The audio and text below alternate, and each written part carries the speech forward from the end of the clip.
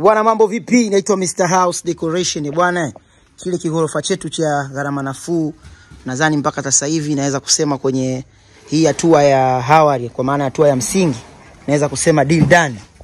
Umeona bwana watu wanakimbizana na zege, na tunamshukuru Mwenyezi Mungu kidogo leo kwenye swala la mvua ametuepusha nalo. Tunaomba isinyeshe mpaka baadaye zege letu likomae. Umeona bwana, kwa sasa tunamwaga zege, ratio imezingatiwa, cement imezingatiwa, Trigger Plus. Umeona bwana kwa mpaka hapo naweza kusema deal done. Na step ngumu kwenye swala zima la ghorofa, sio hizo gharama nafuu, hata zile ghorofa ambazo unaona kubwa, ni step mbili ndio ambazo zinakuwa kidogo zinakuwa zina mtihani.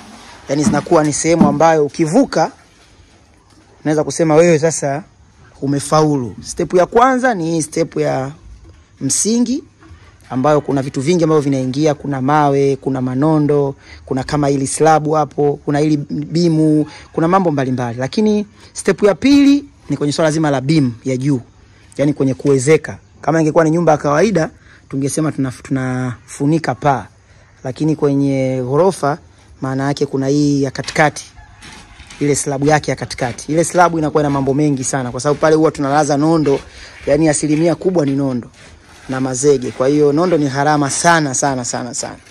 Kwa hiyo ukivuka hapo unakuwa umefaulu. Lakini kwa hapa, ukishatoka hapa kwenye kusimamisha matofali, yani kwa maana ya kulipata lile boma, inakuwa sio issue kubwa sana. Mpaka hapo unakuwa umeweza kupiga hatua. Kwa hiyo mteja wangu hapa nadhani hii step sasa anaweza akapumua. Baada ya hapa tunaanza kujenga tofali mdogo mdogo, hiyo najua itompa stress kubwa. Baada ya kutoka hapo sasa anakutana tena na stress nyingine ya slab. Kwa hiyo hapa sasa hivi ana relax, alafu baadaye hapo ataanza kufunga mkanda tena kwa ajili ya kuanza kufeel maumivu ya ujenzi. Hiyo ujenzi bwana una kila sehemu na maumivu yake. Kwenye nyumba za kawaida, kwenye msingi na kwenye kupaua. Umeona bwana, hizo sehemu zina maumivu makubwa sana. Kwenye gorofa ni kwenye msingi na kwenye kumwaga ile slabu ya katikati. Kwa hiyo mpaka hapa naweza kusema deal done.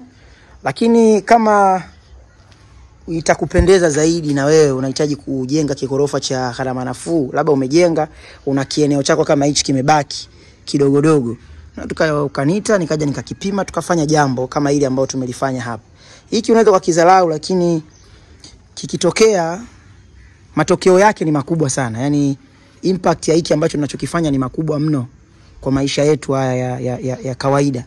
Umeona bwana, unaweza kukizalau kieneo chako kwa na hichi kieneo bwana kina ukubwa gani, lakini ukija kuotesha kitu kama hiki na kikawa vizuri, ukakifanyia decoration kali, basi unaweza baadaye ukajiona kwamba ni mtu fulani ambaye uchezei maeneo.